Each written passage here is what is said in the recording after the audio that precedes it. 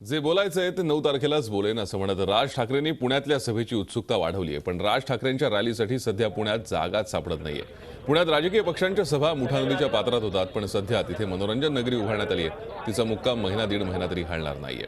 सभेसाठी दुसरा ऑप्शन म्हणजे अलका टॉकीज चौक, पण या चौकात गेल्या कित्येक वर्षात राजकीय सभा झालेली नाही। या चौकातल्या सभेला पोलिसांनी परवानगी नाकारली आहे। मनसे कार्यकर्त्यांनी एसपी कॉलेजकडे ही परवानगी मागितली, पण परीक्षांचं सीझन असल्यानं तीही परवानगी मिळालेली नाही। अशी परिस्थिती असताना राज ठाकरेंच्या सभेला परवानगी देण्यासाठी पोलीस अडथळा निर्माण करत असल्याचा आरोप पुण्यातल्या मनसे नेत्यांनी केला।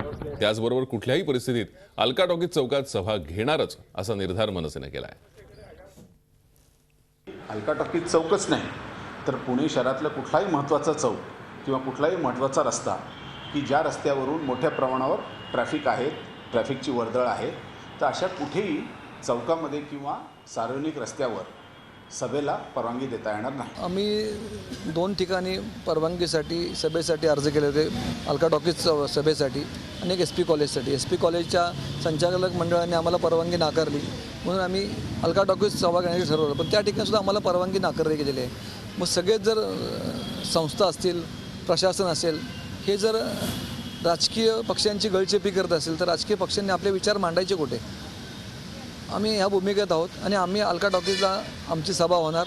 आम्ही सगळा परिणाम भोगण्याची आमची तयारी आहे। झी 24 तास रहा एक पाऊल पुढे।